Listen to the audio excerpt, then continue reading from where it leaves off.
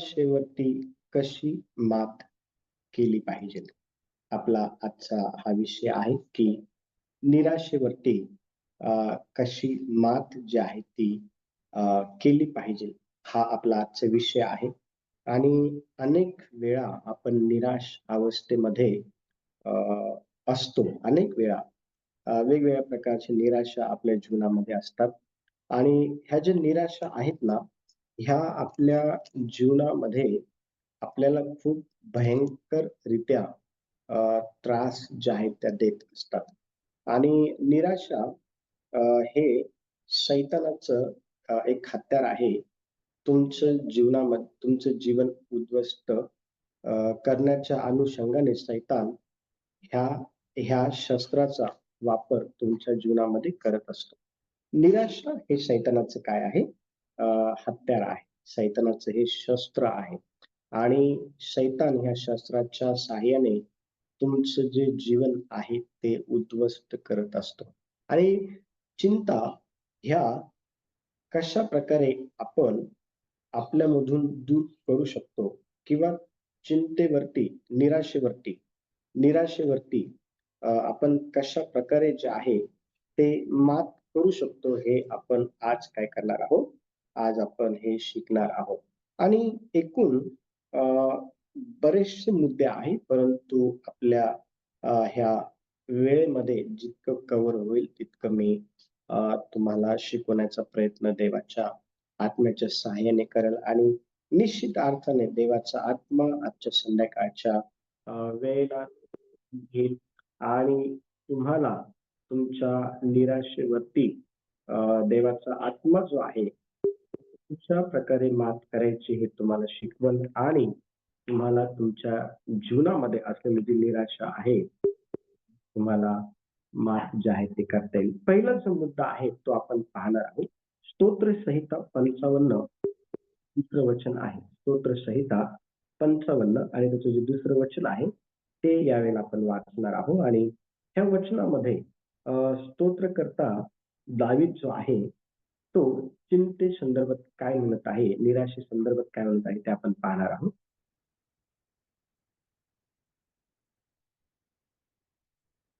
माझ्याकडे लक्ष कर, माझे ऐक.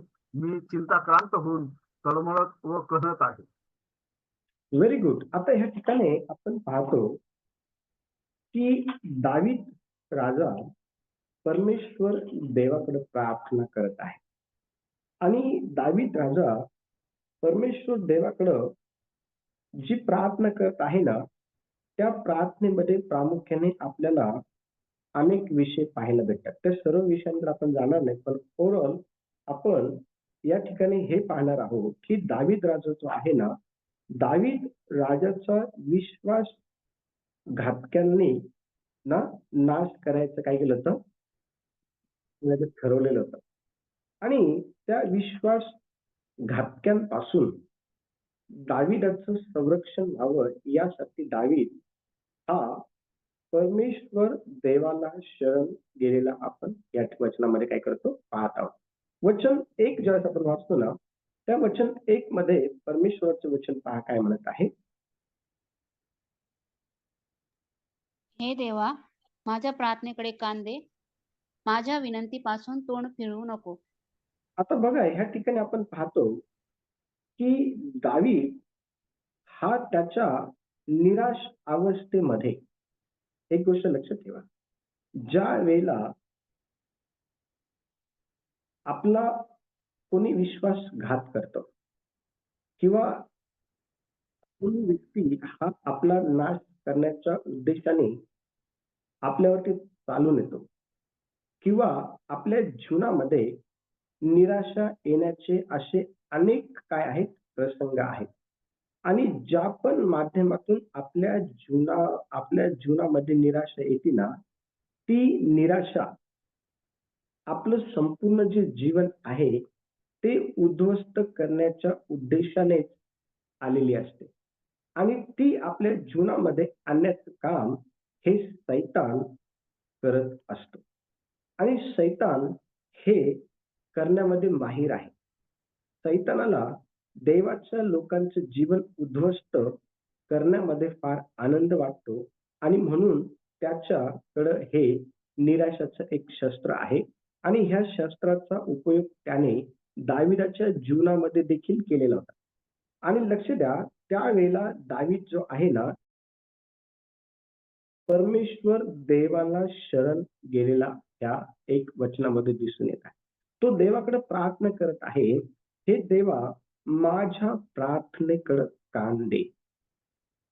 तो देवाकडे विनवणी करत आहे, हे देवा माझ्या विनंतीपासून तू आपलं तोंड जे आहे ना, ते तू काय करू नको, ते तू फिरू नको.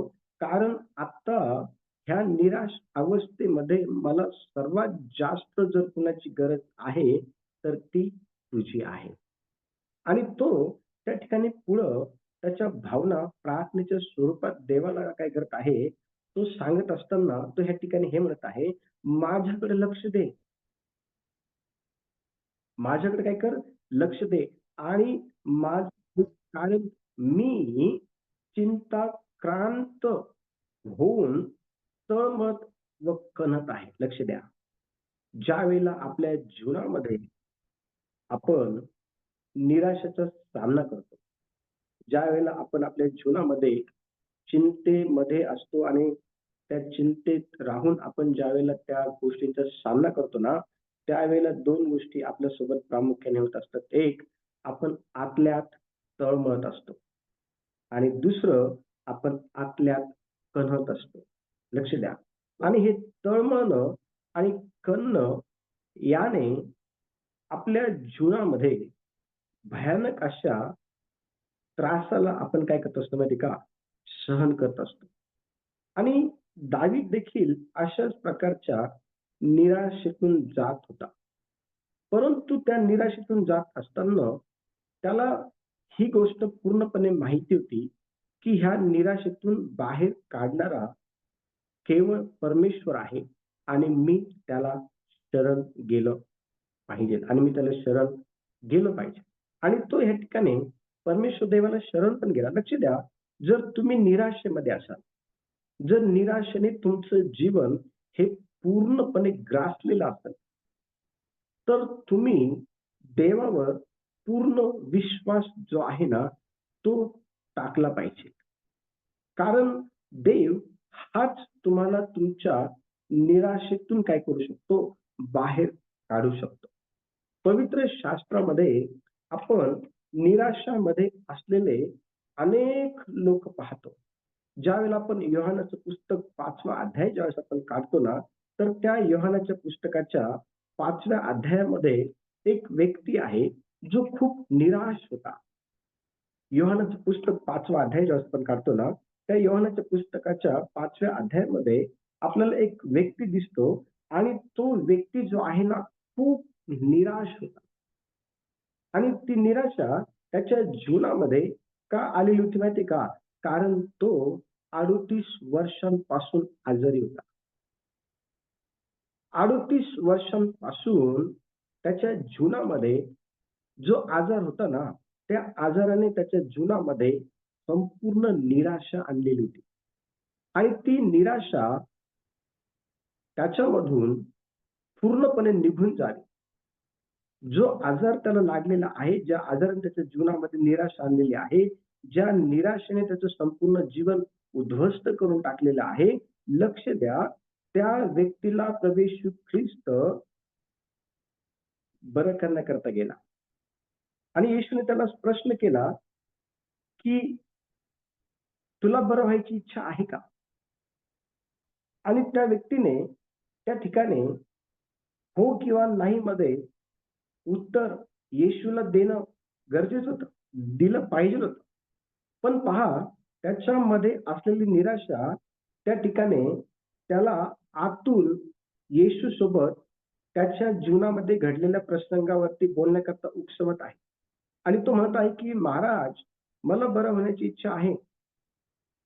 आणि ज्या वेळेला वेळोवेळी ह्या तळ्यामध्ये स्वर्गदूत येऊन पाणी हलवतो ना, त्यावेळेला त्या पाण्यामध्ये मी उडी टाकण्याचा प्रयत्न करतो. पण माझ्या अगोदर दुसराच काय होतं माहिती का, त्या ठिकाणी तळ्यामध्ये उतरतो आणि बरं होऊन निघून जातो. आणि मी माझ्या जीवनामध्ये ही प्रोसेस अनेक वर्ष करत आलेलो आहे आणि माझ्याकडं कोणी माणूस पण नाही की तो मला त्या पाण्यामध्ये काय करेल, सोडल म्हणून. लक्ष द्या, येशूने त्या ठिकाणी हा सर्व वृत्तांत त्याला विचारलेला नव्हता.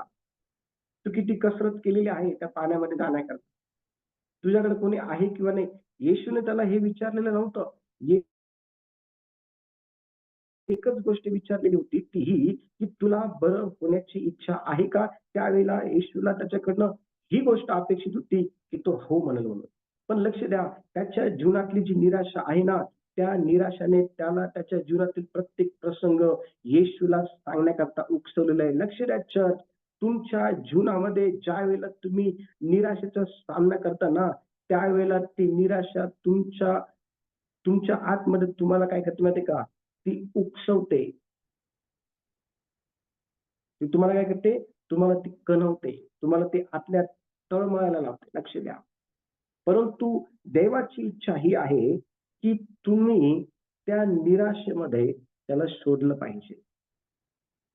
देवाची इच्छा ही आहे की तुम्ही त्या निराशेमध्ये देवाचा धावा केला. देवाची इच्छा ही आहे की तुम्ही त्या निराशेवरती मात करण्याकरता देवाला शरण गेले पाहिजे. देवाला तुम्ही प्रार्थना केली पाहिजे आणि ज्या वेळेला तुम्ही प्रार्थना कराल, ज्या वेळेला तुम्ही देवाला शरण जाल, त्यावेळेला तो परमेश्वर तुम्हाला तुमच्या निराशेतून काय करेल माहितीये का? बाहेर काढेल. कारण त्याला तुमच्या जीवनातील प्रत्येक प्रसंग माहिती आहे. त्याचे डोळे हे संपूर्ण पृथ्वीभर लोक काय करतात? त्याकडे लागलेले आहेत. त्याचा हात हा तोडका नाहीये की तो तुम्हाला तुमच्या निराशेतून बाहेर काढू शकत नाही. त्याचा हात तुम्हाला तुमच्या निराशेतून बाहेर काढण्याकरता सक्षम आहे. तो तुम्हाला तुमच्या निराशेतून बाहेर काढेल. पण अट ही आहे, तुम्ही पूर्णपणे देवावरती तुमच्या निराशेतून बाहेर निघण्याकरता दावीद राजासारखा विश्वास ठेवला. दाविदाचा परमेश्वरावरती विश्वास होता आणि म्हणून दावीद त्या ठिकाणी म्हणू लागला की हे देवा, माझं ऐक. आता मी निराशेमुळं, चिंतेमुळं तळमळत आहे, मी कणत आहे आणि ह्या अशा त्रासामध्ये मी जास्त काळ टिकून राहू शकत नाही आणि तू मला यातून बाहेर काढ. तुमची परिस्थिती ही कशी का असेल,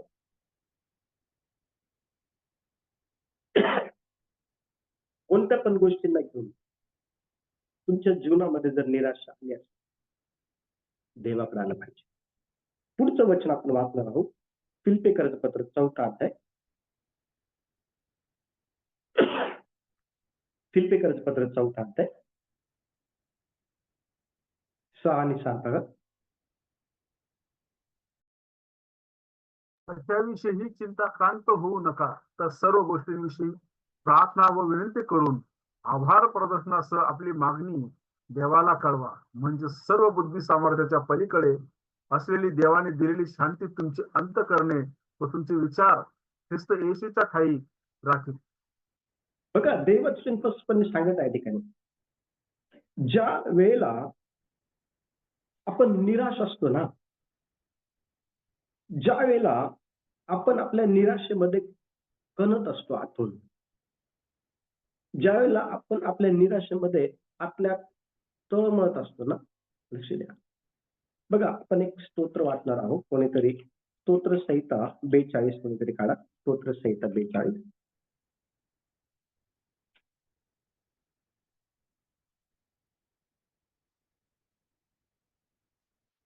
त्याचं पहिलं वचन वाचा.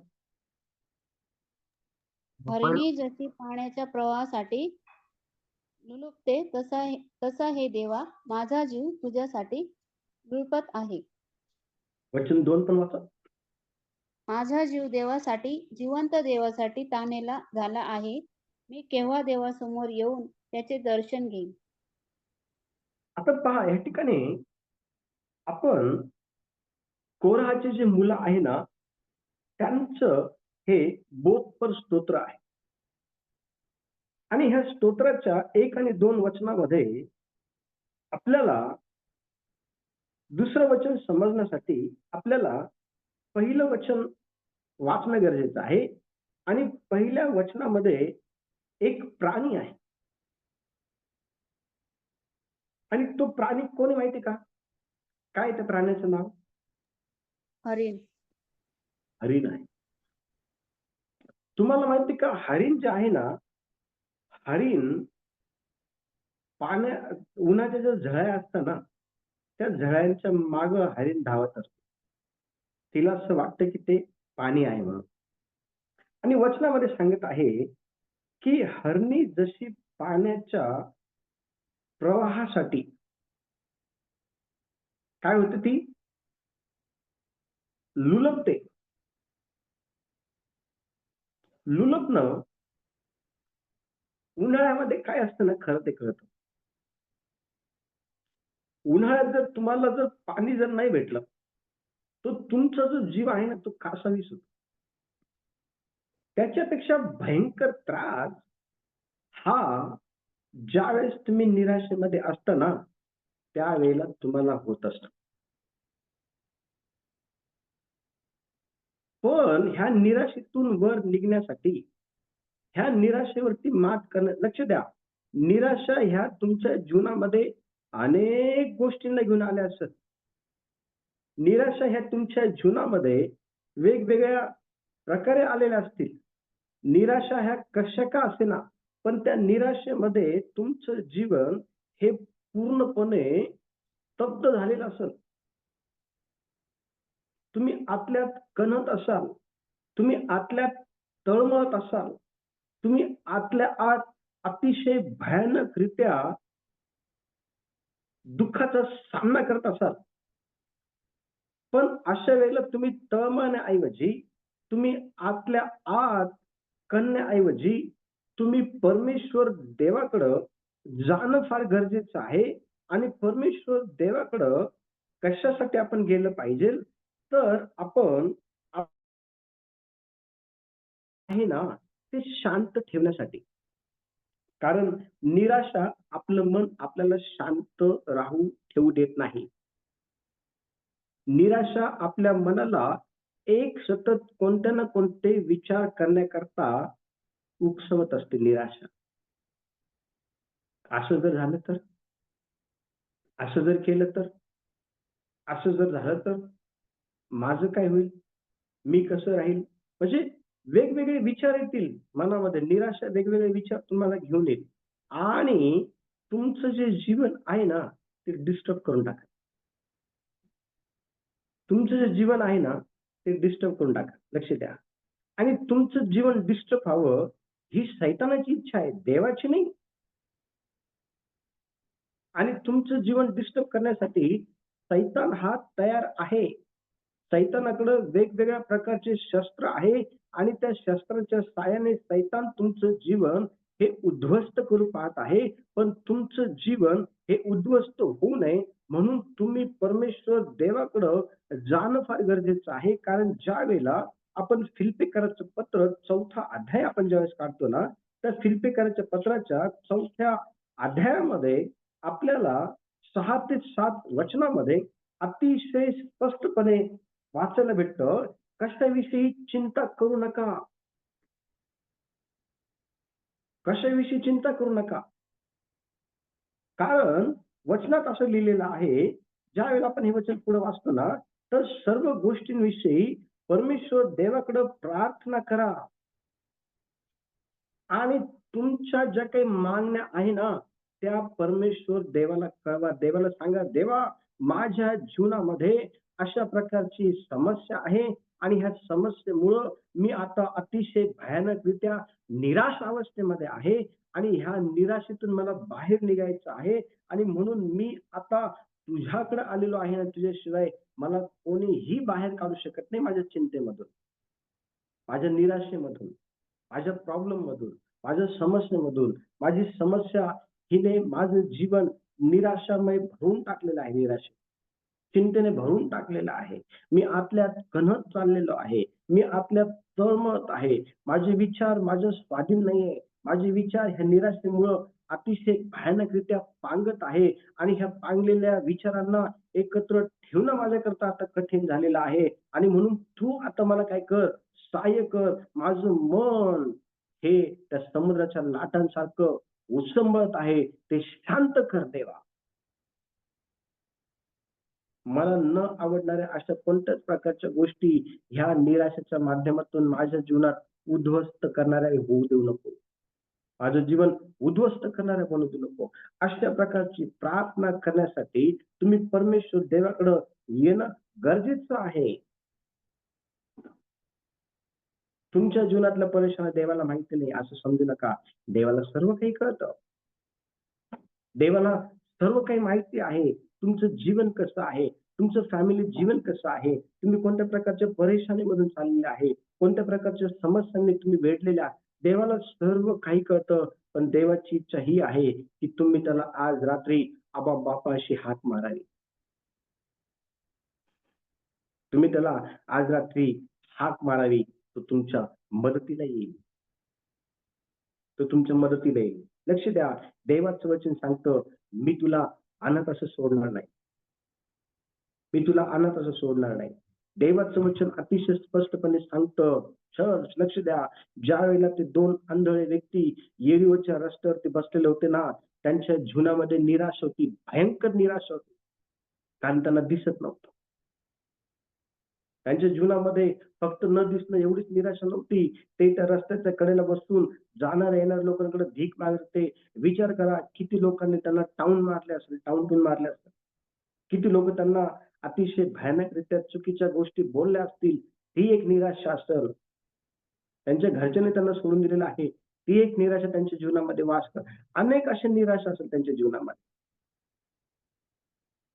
पण त्या दिवशी खऱ्या अर्थाने त्यांच्या जीवनातली निराशा दूर व्हावी यासाठी देवाचा पुत्र प्रभू येशू ख्रिस्त त्या रस्त्याने चाललेला होता. आणि वचन सांगतं की त्यांनी इतका मोठा घोळक्याचा आवाज त्यांच्या जीवनामध्ये कधी ऐकलेला नव्हता. आणि म्हणून ते त्या ठिकाणी त्या लोकांना म्हणाले, हे काय चालू आहे? आणि लोक म्हणाले, नासरतकर येशू दाविदाचा पुत्र इथून चाललेला आहे.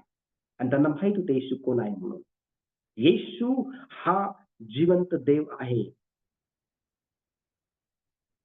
प्रेषणाचं पुस्तक 4था अध्याय आणि 12 वचन जे आपण वाचतो ना, देवाचं वचन अतिशय स्पष्टपणे सांगतो. बघा, प्रेषणाचं पुस्तक 4था अध्याय आणि 12 वचन जे आहे ना, त्या 12 वचनामध्ये काय लिहिलेलं आहे? वचन 12,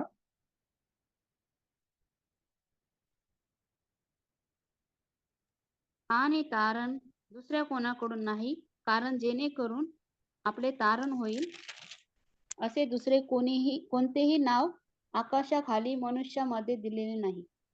वचनात सांगितलेलं आहे तो तारणारा आहे. वचनामध्ये स्पष्टपणे सांगितलं तारणारा आहे. आणि तो तारणारा आहे ना, ही गोष्ट त्या 2 आंधळ्यांना माहिती होती. आणि म्हणून त्या ठिकाणी ते मोठ्याने ओरडले, अहो दाविदाचे पुत्र प्रभू येशू आमच्यावरती दया करा. प्रभू येशू ख्रिस्त त्या ठिकाणी त्यांचं ऐकत होता. इतक्या गर्दीमध्ये येशूचं लक्ष त्या दोघांच्या आवाजाकडे. तुम्हाला काय वाटतं? आज रात्रीच्या वेळेला तुम्ही जर त्याच्याजवळ प्रार्थना केली आणि त्याला जर तुम्ही सांगितलं, माझी परिस्थिती अशी आहे, मी आतल्या आत कणत आहे, आतल्या आत तळमळत आहे, आतल्या आत मी फार वेदना सहन करत आहे आणि ह्या वेदना माझ्याकरता असहनीय आहे, तुम्हाला मदत करायला येईल. तुम्हाला काय वाटतं? त्याने इतक्या घोळक्यामध्ये जर त्या 2 आंधळ्यांची गोष्ट ऐकली, त्यांचं बोलणं ऐकलं, त्यांची विनंती ऐकली, तर तुमची ऐकणार नाही का? तो तुमची विनंती ऐकल. तो तुमचे प्रॉब्लेम समजून घेईल रात्रीच्या वेळेला. देवाचं वचन सांगतं की तुम्ही या रात्रीच्या वेळेला मोठा आक्रोश केला पाहिजे. तुमच्या चिंतेला घेऊन, देवा आजच्या रात्रीच्या वेळेला माझ्या जीवनामध्ये मी फार भयंकर अशा त्रासाचा सामना करत आहे. तुमचा त्रास देवाला माहिती आहे. दावीद राजा म्हणतो, मी तुझ्यापासून कुठं जाऊ? मी समुद्राच्या खाली जरी गेलो तरी तिथे तू आहे. मी आकाशात चढून गेलो तरी तिथे तू आहे. अशी कोणती जागा नाही. मी स्वतःला अतिशय गडद अशा अंधारामध्ये लपवून टाकलं तरी तिथे तू आहे. देवाचं सांगतं, मनुष्य बाहेरील स्वरूप बघतो पण परमेश्वर अंतःकरण पाहतो. तुमच्या अंतःकरणात यावेळेला काय चालू आहे हे देवाला माहिती नाही असं समजू नका. देवाला माहिती आहे, देवाची इच्छा ही आहे की तुम्ही आज रात्रीच्या वेळेला मोठा आक्रोश करावा आणि त्याच्याजवळ रडावं, त्याला सांगावं, प्रार्थना करावी की देवा, माझ्या जीवनामध्ये असलेली निराशा दूर कर, माझ्या जीवनामध्ये असलेला प्रॉब्लेम दूर कर. देवा, जे चांगलं आहे ते तू या रात्रीच्या वेळेला माझ्यासोबत कर. मला तुझ्याकडनं आशा आहे. देव निश्चित अर्थाने तुम्हाला तुमच्या निराशेवरती मात देईल. त्या आंधळ्या लोकांनी येशूला आवाज दिला, लक्ष द्या. येशू फक्त थांबला नाही, येशूने लोकांना आज्ञा केली, त्यांना माझ्याकडे आणा. लोक त्यांना म्हणले, चला चला, तुम्हाला येशू बोलवत आहे, येशू तुम्हाला बोलवत आहे. लक्ष द्या, येशूकडे आल्यानंतर येशूने त्यांना विचारलं, मी तुमच्यासाठी काय करावं अशी तुमची इच्छा आहे? ते म्हणाले, प्रभू, आम्हाला आमची दृष्टी परत हवी आहे, आम्हाला आमची दृष्टी परत हवी आहे. चर्च, लक्ष द्या, आजच्या संध्याकाळच्या वेळेला तो जर तुम्हाला हा प्रश्न करताय, तुम्हाला काय हवं आहे, तर तुम्ही त्याला काय म्हणाल? तेव्हा माझ्या जीवनामध्ये असलेल्या परेशानीत मला बाहेर, माझ्या जीवनात आलेलं जे वादळ आहे ना, ते तू शांत कर. माझ्या जीवनात असलेली जी काही मला त्रास देणारी परिस्थिती आहे ना, ती तू शांत कर. लक्ष दे, तो तुमची परिस्थिती शांत करल, तो तुमची परिस्थिती शांत करल. चल, तिसरा जो मुद्दा आहे तो आहे इर्म्याचं पुस्तक 29वा अध्याय आणि 11वं वचन पाहू आपण यावेळेला. इर्म्याचं पुस्तक 29वा अध्याय आणि 11वं जे वचन आहे ना, त्या वचनामध्ये काय म्हटलेलं पहा. परमेश्वर देवाच्या ज्या योजना आहे ना, त्या समजून घ्या. देवाच्या योजना समजून घ्या. देवाची योजना ही नाहीये की तुम्ही निराशेमध्ये राहावं. देवाची योजना ही नाहीये की तुम्ही दुःखामध्ये राहावं. देवाची योजना ही नाहीये की तुम्ही तळमळत राहावं. देवाची योजना ही नाहीये की तुम्ही कणत राहावं. नाही, देवाची योजना ही नाहीये. देवाची योजना काय पहा, 29:11-23 वाचा. काय आहे पहा देवाची योजना. परमेश्वर म्हणतो, तुम्हाविषयी माझ्या मनात जे संकल्प आहेत ते मी जाणतो. ते संकल्प हिताचे आहेत, अनिष्टाचे नाहीत. ते तुम्हास तुमच्या भावी सुस्थितीची आशा देणारे आहेत. बघा, देवाच्या मनामध्ये परमेश्वर म्हणतो, तुमच्याविषयी माझ्या मनामध्ये, कुणाच्या? परमेश्वराच्या मनामध्ये. आपल्या सर्वांविषयी परमेश्वराच्या मनामध्ये जे संकल्प आहेत ना, ते आपल्याला नाही माहिती. परमेश्वराच्या मनामध्ये आपल्याविषयी जे काही संकल्प आहेत ते परमेश्वरालाच माहिती. उदाहरणार्थ, माझ्या मनामध्ये ही गोष्ट आहे की मी येणाऱ्या दिवसांमध्ये माझ्या मुलाला सायकल घेऊन देणार आहे. हे त्याला माहिती नाही. त्याला गरज आहे त्याची, आणि ही सायकल त्याच्याकरता फायद्याचा भाग आहे. लक्ष द्या, देवाचं वचन स्पष्टपणे सांगत आहे, तुमच्याबद्दल देवाच्या मनामध्ये ज्या काही योजना देवाने केलेल्या आहे ना, त्या चांगल्या आहेत. देव कधीही तुमचं वाईट व्हावं अशा प्रकारची योजना करत नाही, नाही, नाही, नाही, नाही. देवाचं वचन सांगत आहे की तो तुमच्या हिताच्या गोष्टी, संकल्पाच्या गोष्टी, ज्या तुम्हाला तुमच्या भावी स्तुतीमध्ये आशा देतील, अशा गोष्टी परमेश्वर देव तुमच्या जीवनामध्ये करत चालतो. त्यासाठी काय केलं पाहिजे? देवाजवळ बसलं पाहिजे. आणि देवाला म्हणून, देवा, मी आता ह्या त्रासामध्ये आहे, मी आता ह्या दुःखामध्ये आहे, मी आता ह्या निराशेमध्ये आहे, मी आता ह्या कन्यामध्ये खणत आहे. आता तुझी इच्छा काय तू सांग मला. ह्या समस्येमध्ये, ह्या प्रॉब्लेम मध्ये, ह्या त्रासामध्ये, ह्या दुःखामध्ये, ह्या अडचणीमध्ये, ह्या भांडणामध्ये, ह्या प्रॉब्लेम मध्ये मी आहे. आता याच्या बद्दल तुझ्या मनात माझ्याविषयी काय आहे सांग मला. परमेश्वराची योजना जाणून घेणं हे आपल्याकरता चांगलं आहे. आपल्या जीवनाकरता परमेश्वराची योजना काय आहे ते जाणून घे. आणि ते जाणून घेण्यासाठी काय केलं पाहिजे? देवावरती विश्वास ठेवला पाहिजे. ते जाणून घेण्यासाठी आपण प्रार्थना केली पाहिजे, ते जाणून घेण्यासाठी आपण आक्रोश केला पाहिजे, ते जाणून घेण्यासाठी आपण आपल्या जीवनातली तळमळ त्याच्या समोर आपण मांडली पाहिजे.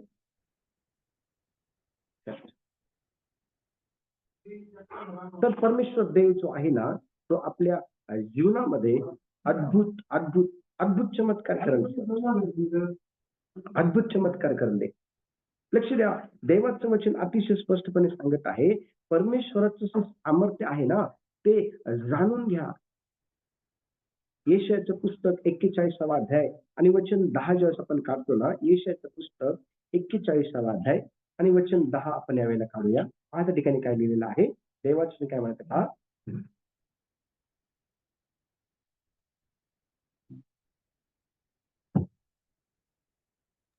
तू भिवू येशया नको, Yes. कारण मी तुझ्या बरोबर आहे. घाबरू नको, कारण मी तुझा देव आहे. मी तुला शक्ती देतो. मी तुझे सहाय्य करतो. मी आपल्या धार्मिकतेच्या उजव्या हाताने तुला सावरतो. हा, ज्या वेळेला आपण निराशेमध्ये असतो ना, त्यावेळेला सर्वात जास्त आपल्या जीवनामध्ये भीती काम करते, चर्च. परंतु त्या भीतीला आजच्या रात्रीच्या वेळेला हे सांगा की मी घाबरणार नाही. परमेश्वर देव ह्या ठिकाणी काय म्हणते बघा, तू भिवू, मी तुझ्या बरोबर आहे, तू घाबरू नको, कारण मी तुझा देव आहे, मी तुला शांती देईल. निराशा आपल्या जीवनातली शांती काय करते माहिती का, पळवून टाकते. निराशा आपलं जे जीवन आहे ना, ते अस्तव्यस्त करून टाकते. निराशेमुळं आपल्या जीवनामध्ये आपलं भयानकरित्या आपल्याला त्रास होत असतो. आज जर तुम्ही त्रासामध्ये असाल ना, घाबरू नका. आज जर तुम्ही निराशेमध्ये असाल ना, चिंता करू नका. आज जर तुमच्या जीवनामध्ये तुमच्या प्रसंगांना घेऊन तुम्ही जर भयामध्ये असाल ना, परमेश्वराचं वचन या ठिकाणी सांगत आहे, माझ्या मुला, माझ्या मुली, भिवू नको, घाबरू नको, मी तुझ्या बरोबर आहे. परमेश्वर देव हा आपल्यासोबत का राहतो माहिती का? परमेश्वर देव हा आपल्यासोबत यासाठी राहतो की त्याने आपल्याला शक्ती द्यावी, त्याने आपल्याला मदत करावी, त्याने आपल्या धार्मिकतेच्या हाताने आपल्याला ह्या जगामध्ये सांभाळावं. ह्या जगामध्ये देवाशिवाय तुम्हाला कोणी सांभाळू शकत नाही. ह्या जगामध्ये देवाशिवाय तुम्हाला कोणी शांती देऊ शकत नाही. ह्या जगामध्ये देवाशिवाय तुम्हाला कोणी सहाय्य पण करू शकत नाही. बघा ते वचन परत एकदा वाचा कोणीतरी.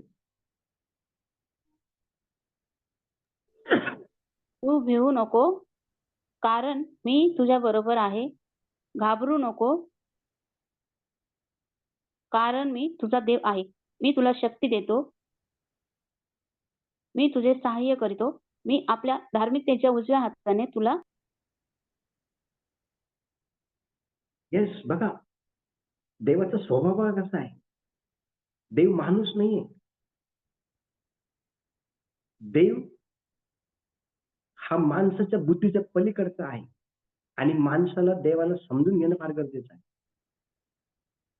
माणसाचे विचार हे देवाच्या विचारांपेक्षा अलग आहेत, पण देवाचे विचार, लक्ष द्या, देव म्हणत आहे, माझ्या मुला, मी तुला सांभाळन, मी तुला सावरून धरन, मी तुला सहाय्य करन.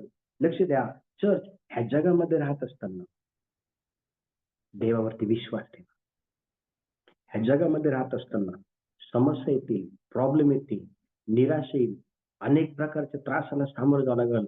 पण जर देव जर आपल्या उजव्या हाताला आहे ना, तर आपलं कोणीही वाईट करू शकत नाही. समस्या देखील देवासमोर नतमस्तक होतं. स्तोत्र 91 मध्ये देवाचं सांगतं, परमेश्वर तुझा देव तुझ्या उजव्या हाताला तुला सावली आहे. देव आपल्याला सोडणार नाही, देव आपल्याला टाकणार नाही. देवावरती विश्वास ठेवायचा आणि आपल्या जीवनातले प्रत्येक प्रसंग हे देवाला शेअर करणं गरजेचं आहे. आणि म्हणून प्रार्थनेमध्ये वाढा, उपवास करत चला. आठवड्यातून 2 दिवस उपवास न चुकता करत चला. ते करणं गरजेचं आहे देवाच्या नातेसंबंधामध्ये वाढण्याकरता. रोज न चुकता देवाचं वचन वाचा. रोज 3 वेळेस जेवण करतो ना, जेवण शरीरासाठी चांगलं आहे ना. लक्ष द्या, जेवणापेक्षा सर्वात उत्तम जर अजून काय असेल ना, तर ते आहे देवाचं वचन. त्या वचनामुळं देवासोबत तुमचे नातेसंबंध आहे ना घट्ट होतात. या जगामध्ये तुमचे नातेसंबंध जेवढे तुमच्या फॅमिली मेंबर सोबत घट्ट आहेत ना त्याच्यापेक्षा जास्त घट्ट नातेसंबंध हे देवासोबत तुमचे असले पाहिजे. बघा वचनामध्ये स्पष्टपणे सांगितलेलं आहे, देव तुमच्या जीवनातील निराशा दूर करेल. तुमच्या जीवनातले प्रॉब्लेम देव दूर करेल. निराश होऊ नका, हताश होऊ नका, करू नका आपल्या, तळमळू नका. लक्ष द्या, लोक तुमची बाजू घेत नाही म्हणून काय झालं? देव तुमची बाजू देव तुमच्या साहाय्याने उभं राहील. देव तुमच्या बाजूने लढल. देव तुम्हाला सोडणार नाही, टाकणार नाही. लक्ष द्या, देवाचं वचन शेवटी म्हणतं की ह्या जगामध्ये राहत असताना तुम्ही केवळ आणि केवळ देवाकडं मदती करता गेलं पाहिजे. देव या वचनाद्वारे